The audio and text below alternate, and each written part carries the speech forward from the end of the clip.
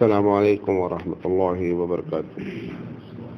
الحمد للہ رب العالمین والعاقبۃ للمتقین والصلاة والسلام علی رسولہ الکریم. اعوذ باللہ من الشیطان الرجیم. بسم اللہ الرحمن الرحیم. یا ایھا الذین آمنوا انفقوا مما رزقناکم من قبل ان یأتی یوم لا بیع فیہ ولا خلۃ ولا شفاعۃ والکافرون هم الظالمون. صدق اللہ العظیم. محترم حضرات، میں آپ سے تھوڑی دیر جو بات کرنا چاہتا ہوں وہ رمضان اور انفاق. دیکھیں، دو لفظ استعمال ہوتے ہیں. ایک تو زکوٰۃ دینا کہتے ہیں، لیکن پورے کو ملا کر کے عربی زبان میں انفاق کا لفظ استعمال ہوتا ہے.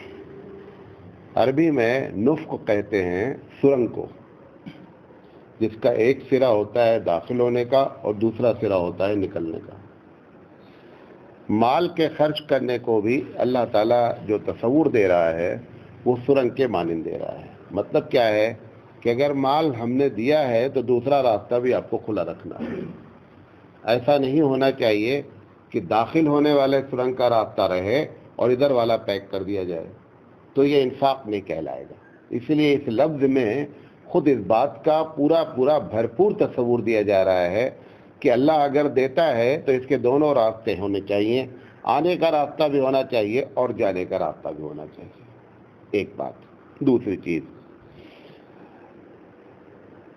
انسان کو دو چیزوں سے بہت پیار ہوتا ہے. سب سے زیادہ انسان کو اپنی جان سے پیار ہوتا ہے، اور دوسرے نمبر پر اس کو پیار ہوتا ہے اپنے مال سے. قرآن مجید نے ان دونوں کا سودا کیا. قرآن مجید نے کہا کہ ان اللہ اشتری من المؤمنین انفسهم واموالهم بان لهم الجنہ، کہ یہ جو مال ہے تمہارا اور یہ تمہاری جان ہے، ان دونوں کو میں ڈے ون سے خرید لیتا ہوں.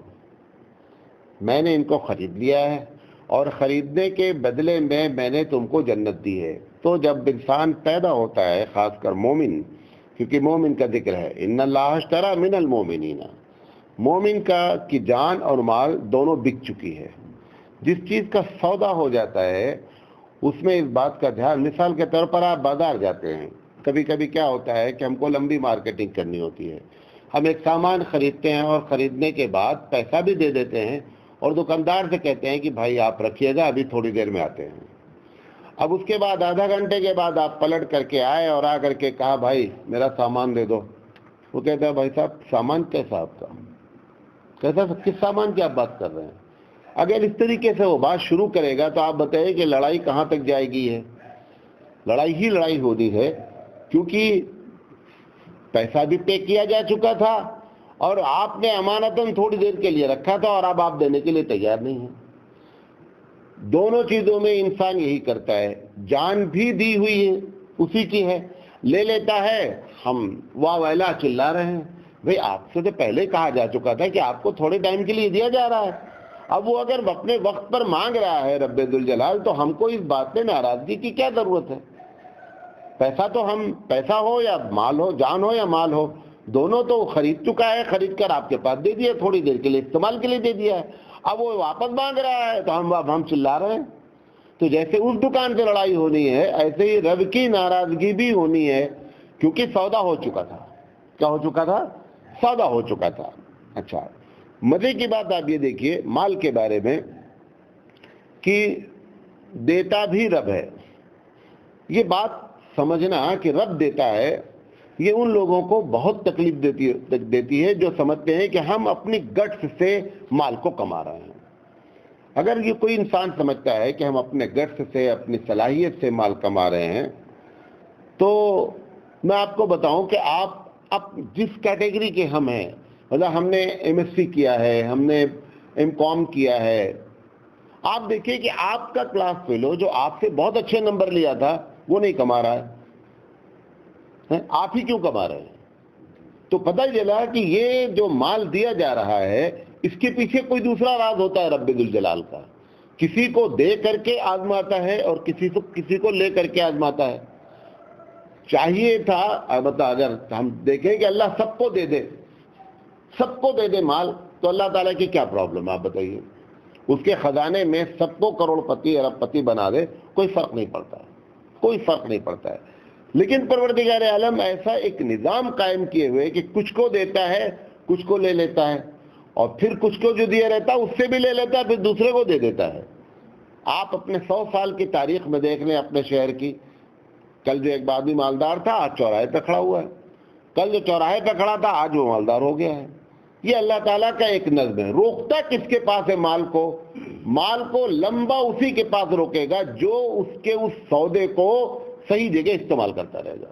جہاں گڑبڑی شروع ہوئی، یہ مغل جو خاندان اس کے پاس کم پیسہ تھا، 30 کروڑ کی لاگت سے جو آدمی تاج محل بنایا ہوگا، ایک بلڈنگ، اور صرف وہ بلڈنگ کیا ہے، اس کی بیوی کی ایک قبر ہے، اس کے علاوہ کچھ بھی نہیں تاج محل۔ اتنا پیسہ خرچ کرنے والا کہ آج جا کر کے آپ دیکھیے تو وہاں پہ کوئی بھی موجود نہیں ہے۔ کیوں؟ کیونکہ اس نظام میں گڑبڑی کی گئی، اس پیسے کے نظام میں گڑبڑی کی گئی۔ 36 روپے حج کا ٹکٹ تھا، آنے جانے کا کرایہ 36 روپے تھا۔ 23 کروڑ خرچہ کر کے جو اپنی بیوی کا مقبرہ بنایا ہے، وہ 36 روپے خرچہ کر کے حج نہیں جا سکا۔ شاہجہاں کے پاس اتنا پیسہ تھا کہ پورے بھارت کے مسلمانوں کو اکیلے ایک مرتبہ نہیں کئی مرتبہ حج کرا سکتا تھا۔ تو ہوتا کیا ہے کہ پیسہ دیتا ہے رب ذوالجلال تو بڑی آزمائش ہے، یہ بڑی آزمائش ہے۔ اس آزمائش میں پار لگنا جو ہے نا بہت بڑا مسئلہ ہوتا ہے۔ پار وہی لگتا ہے جو یہ سمجھ لیتا ہے کہ جو آیا ہے یہ ہمارے پاس بطور امتحان آیا ہے۔ کلی جیسے ہوتا ہے، کلی کا کام کیا ہے، اس کے سر پہ مال آپ نے رکھ دیا، جب اس کے سر پہ مال رکھا گیا، اگر کلی یہ سمجھ لے کہ میرا سر ہے اور مال بھی میرا ہے، چلے گا؟ تو سامان آپ کا تھا، آپ نے رکھ دیا اس کے سر پر، اب اس کے سر پہ مال لگتا ہے، جا رہا ہے اپنے گھر جا رہا ہے۔ اب آپ بتائیے کہ کتنی بڑی لڑائی ہونی ہے۔ جب اس سے بات کرو کہتا ہے صاحب میرے سر پہ میرا مال ہے بھائی، کہاں آپ ہمارے پیچھے پیچھے آ رہے ہیں؟ تو مال ہمارے سر پہ رکھا گیا ہے تو ہم کلی ہے بھائی۔ کلی کا کام یہ ہے کہ مالک کہے کہ بابو 2 نمبر پلیٹ فارم پہ اتار دو، اچھا 2 نمبر، صاحب باہر اتار دو، جہاں بولنا ہے وہاں اتار دینا ہے۔ تو رب ذوالجلال نے مالداروں کو، یہ اللہ کی کلی ہیں، ان کو دے دیا ہے۔ اب یہ سمجھتے ہیں کہ سر پہ میرے ہے لہذا مال میرا ہے، تو پنگا تو ہونا ہی ہونا ہے، کیونکہ غلط کانسیپٹ کر دیا گیا ہے۔ ہمارے نبی کریم صلی اللہ علیہ وسلم نے جو مال کا تصور دیا، حضرت عائشہ صدیقہ رضی اللہ تعالیٰ عنہ ایک دن ایک صاحب گوشت ذبح کیے، نبی کے وسلم کے لیے گفٹ لے کر کے آئے کہ اللہ کے رسول بھی کھائیں۔ اللہ کے رسول صلی اللہ علیہ وسلم کو اگلی جو دست تھی بہت پسند تھی، تو انہوں نے لا کے دے دیا۔ ایک صاحب جو ہے وہ پریشان تھے، کھانا نہیں تھا، وہ مانگتے ہوئے آئے، انہوں نے ان کا دروازہ بھی کھٹکھٹا دیا۔ جب ان کا دروازہ کھٹکھٹایا تو یہ تو وہ گھر تھا جہاں سے کوئی خالی جاتا ہی نہیں تھا۔ نبی کے صلی اللہ علیہ وسلم کی تو یہاں تک بھی عادت تھی کہ اگر خود کے پاس نہیں ہوتا تھا تو ایسے بھی واقعات ہیں، ایسے بھی ہمارے پاس ہسٹری ہے کہ اللہ کے رسول نے کہا کہ جاؤ میرا نام لے کر مدینے میں کہیں سے قرضہ لے لو اور بتا دو کہ میں پے کر دوں گا۔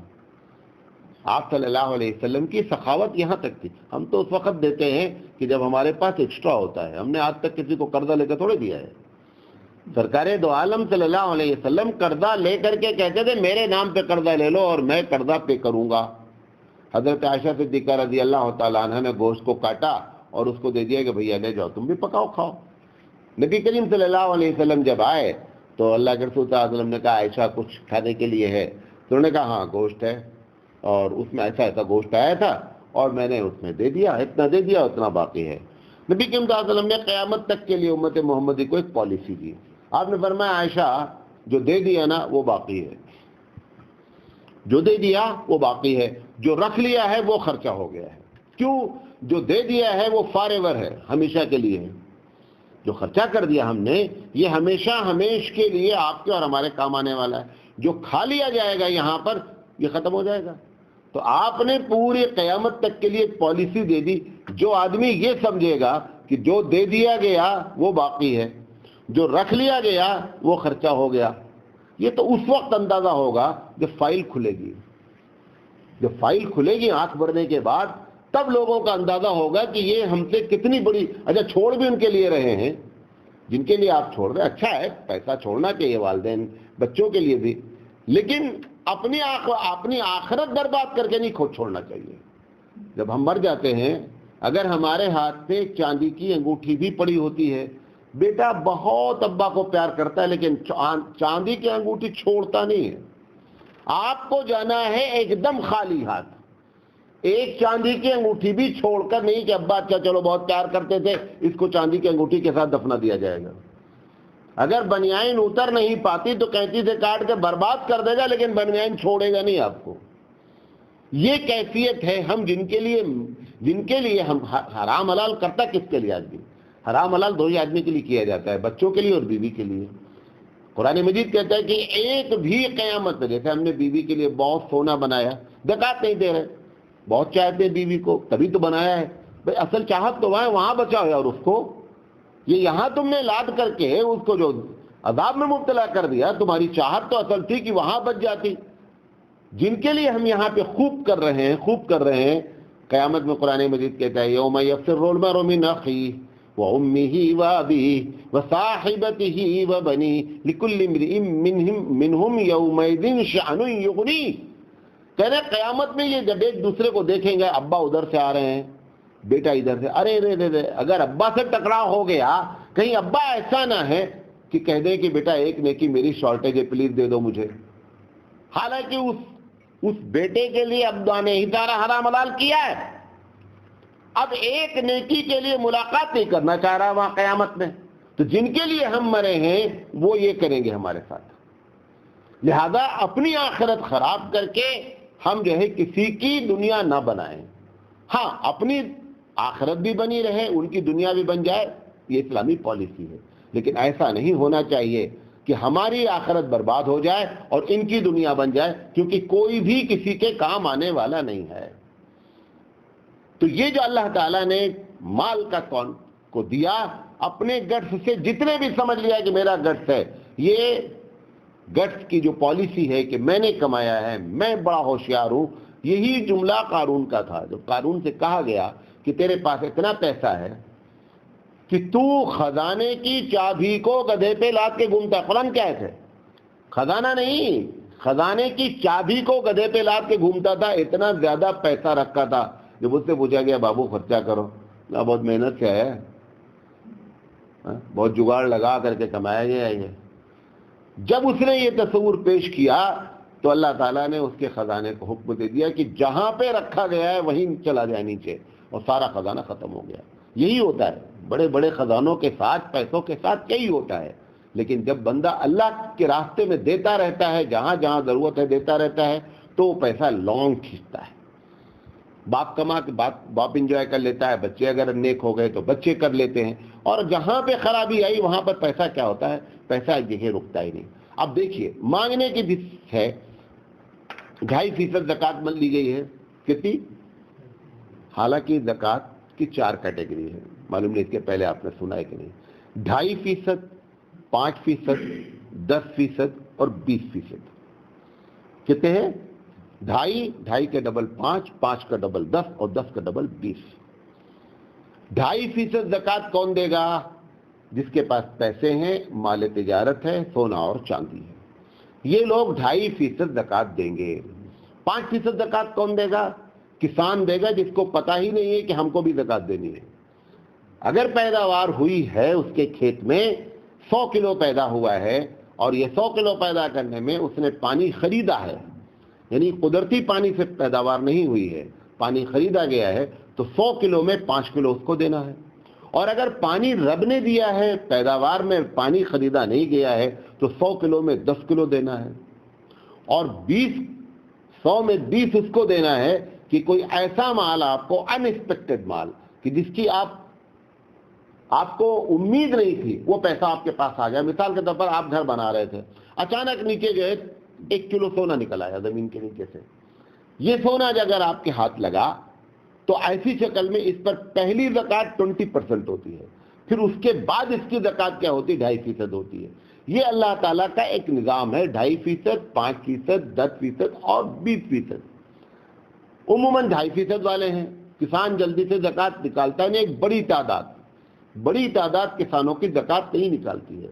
दारुल देवबंद के अतराफ में जो गांव हैं, जो शहर हैं, वो बाकायदा अपने खेतों से ज़कात निकालते हैं, और इतना निकालते हैं कि आप अंदाज़ा करें कि 5,000 तलबा, 5,500, इस साल 6,000 तकरीबन तलबा हैं, रोज़ाना दोनों टाइम रोटी दी जाती है, और इतना गल्ला वो निकाल देते हैं कि दारुल को गेहूं नहीं खरीदना पड़ता है। डेली 10,000 हो गए ना, 10,000 आदमी के लिए डेली रोटी पकती है। क्यों? क्योंकि उनको मसला मालूम है, वो हिसाब से निकालते हैं। अगर इतनी बड़ी रकम निकाली जाती है जिसका कोई जवाब नहीं, लेकिन ज़्यादातर किसान जो है ना वो निकालते नहीं हैं। लिहाजा ये अल्लाह का एक निज़ाम है। ये 2.5% जो मांगा गया है, 2.5% को हम याद रखते हैं। जब किसी के पास कोई जाता है तो कहता है कि भाई साहब मैं तो अब ज़कात निकाल चुका हूँ। एक आदमी परेशान है, गया, अब आप कह रहे हैं ज़कात निकाल चुका हूँ। भाई 97.5 अभी भी तो रखे हो यार। वो 2.5% को तो तुमने इतना जोर से याद रखा है, 97.5 तो रुपया तो जेब में रखा हुआ है, 97.5 याद नहीं है, 2.5% याद है। हजरत अब्बास रज़ी अल्लाह ताला अन्हु के पास नबी करीम सल्लल्लाहु अलैहि वसल्लम ने एक साहब को भेजा कि चाचा जान ये परेशान है, इनको आप ज़कात दे दीजिए। उन्होंने कहा कि मैं तो भतीजे पूरी ज़कात दे चुका, इस साल की ज़कात अब मेरे पास नहीं है। उन्होंने जाकर बता दिया कि चाचा जान ने जवाब दिया है। हुज़ूर अकरम सल्लल्लाहु अलैहि वसल्लम ने फरमाया कि इस बंदे को ज़रूरत है, आप ज़कात दे दें और अगली साल माइनस कर लें, लेकिन इसकी ज़रूरत पूरी होनी चाहिए। ये एडवांस ज़कात है। ये क्या है? एडवांस ज़कात भी दी जा सकती है। कितने लोग भाई परेशान, बाद लोग परेशान, नहीं मैं साहब 27 रमज़ान को निकालता हूँ, वो परेशान आज है, तुम्हारे 27 रमज़ान तक वो जिंदा रहेगा, उसकी ये सब तरीके हमने अख्तियार कर रखे हैं। क्यों? क्योंकि शरीयत मोहम्मद सल्लल्लाहु अलैहि वसल्लम की इताअत का नाम है। आप हमारी इताअत कैसी होनी चाहिए? सरकारे दो आलम के तरीके पर होनी चाहिए। हमने अपने अपने तरीके, अपने अपने कानून बना रखे हैं। 27 को निकालेंगे, 25 को निकालेंगे, नहीं होगा, फला होगा, दुनिया भर की बातें हैं। एक मर्तबा नहीं सोच रहा है कि सौदा हुआ है वो मांगा जा रहा है, सौदा हो चुका है वो सौदा मांगा जा रहा है। लिहाजा पैसे के सिलसिले में जिन लोगों के पास पैसे अल्लाह ने दिए हैं, शुक्र अदा करें। जैसे वो देता है वैसे ही लेता भी है, जैसे देता है। और ये सब हमारी निगाहों के सामने डेली हम देखते रहते हैं, डेली देखते रहते हैं। हमारी जिंदगी में कोई ऐसा नहीं है कि आपको लंदन का सफर करना है तब मालूम होगा कि पॉलिसीज हैं। हमारे आजू बाजू, अगल बगल, दोस्त अहबाब, सब में ये चीजें मौजूद रहती हैं। रब्बे जुल जलाल ने इस ज़कात को या इन्फाक को कहा है कि आपने कर्जा मुझे दिया है। क्या कहता है? कर्जा मुझे दिया है आपने। कर्जे का लफ्ज़ इस्तेमाल कर, मैं युक़रिदुल्लाह क़र्ज़न हसना, कौन है जो अल्लाह ताला को कर्जा दे? कर्जे का लफ्ज़ इस्तेमाल करके बता रहा है कि ये वापस होगा तुमको, जो तुम दे रहे हो ये कर्जा है। कर्जे में खुद बखुद अंडरस्टूड है, ये बात समझ में आती है कि जो माल दिया गया है ये माल क्या किया जाएगा? वापस किया जाएगा, तभी उसको कर्जा कह रहा है। अब एक बंदा जब अल्लाह के रास्ते में नहीं देता है होने के बावजूद भी, तो इसका मतलब उसके दिमाग में, चाहे वो कहे या ना कहे, उसको डाउट है कि कर्जा वापस होगा कि नहीं होगा। और दिया उसको नहीं जाता है कर्जा जो टोपी डालता है। आपका दोस्त है, अगर मालूम हो जाए कि साहब ये कर्जा वापस नहीं करेंगे, तो आप दोबारा क्या करेंगे? आप उसको कर्जा नहीं देंगे। और जिसको है कि साहब ये तो कर्जा वापस करता है, बोलता मैं 10-20 हज़ार की जब जरूरत हो आप ले लीजिए। तो जब परवरदिगार आलम को कर्जा नहीं दिया गया तो इस बात का सवालिया निशान डाला गया कि अल्लाह आपके क्रेडिट पर मुझे एतबार है नहीं। आपने कहा है कि मैं वापस करूंगा, लेकिन मुझे एतबार नहीं है। क्यों? क्योंकि आप आम आदमी से ये जुमला कह रहे हैं कि भैया 10-20 हज़ार की जरूरत हो तो ले लेना। रब्बे दुल जलाल जो मालिके कुल है वो कह रहा है मैं वापस करूंगा, और हमको एतबार नहीं हो रहा है। तो क्या मतलब हुआ इसका? इसका मतलब यही हुआ कि हमको यकीन नहीं आ रहा है कि हमारा रब हमको वापस करेगा। उसने कहा अच्छा मांगता भी किसके लिए है? अगर अपने लिए मांगा होता, वो तो एक वक्त का खाना नहीं खाता। क्यों नहीं खाता? ना खाने की बुनियादी जो वजह है कि एक दुनिया का भी परेशान आदमी ये नहीं कहना कि रब्बे दुल जलाल अगर तो एक वक्त का खाना नहीं खाता तो मुझे एक वक्त का खाना मिल जाता। वो खाता ही नहीं है। उसने तो जो कुछ मांगा भी है वो कर्जा किसके लिए मांगा है? हमारे भाई के लिए मांगा है, अपने बंदों के लिए मांगा है, आपके भाई के लिए मांगा है, अपनी जात के लिए तो मांगा ही नहीं है उसने। اس کے باوجود یہ ہمارا معاملہ ہے، اور کہتا ہے کہ یہ مال جو آپ دیں گے یہ حقوق اللہ ہے، حقوق العباد نہیں کہتا اس کو. کھانا ہے ہم کو، پہنچنا ہے ہم کو، نام دے دیا گیا ہے کہ اللہ کا حقوق ہے، تاکہ آپ اس کو سمجھیں کہ اللہ کے حقوق سمجھ کر کریں گے تو اس کے واپس ہونے کا تصور آپ کے پاس آئے گا. لہذا رمضان میں انفاق بہت بڑی چیز ہے. اللہ تعالیٰ کہہ رہا ہے، جو آیت میں نے پڑھی کہ ایمان والو خرچہ کرو، ایمان والو خرچہ کرو، یا ایھا الذین آمنوا انفقوا مما رزقناکم من قبل ان یاتی یوم لا بیع فیہ ولا خلہ. اس دن کے آنے سے پہلے پہلے خرچہ کر دو جہاں پہ کوئی بھی نہ دوستی نہ کوئی شفاعت، کچھ بھی کام نہیں آئے گی. اس سے پہلے پہلے آپ کو اس پہ خرچہ کرنا ہے. جو آدمی اس دنیا میں اپنی زندگی کو، اپنی موت کو قیامت سمجھتا ہے اور اپنی زندگی کو لمیٹڈ سمجھتا ہے، وہی کامیاب ہوتا ہے بندہ. ہماری آنکھ بند ہو گئی، ہماری قیامت ہو گئی، بقیہ قیامت جب بھی آوے. لیکن ہماری قیامت تو اسی وقت ہو جاتی ہے جس وقت ہماری آنکھ کیا ہوتی ہے، بند ہو جاتی ہے. لہذا اس سے پہلے پہلے ہم اپنے دیے ہوئے مال کا حساب کر کے زکوٰۃ نکالیں، صحیح جگہ زکوٰۃ پہنچائیں. یہ باتیں آپ کے سامنے رکھنا چاہتے تھے. اللہ تعالیٰ سے دعا ہے کہ اللہ تعالیٰ کہنے سے زیادہ عمل کرنے کی توفیق عطا فرمائے. آپ لوگوں کو یہ بات معلوم ہے کہ آپ کے شہر کا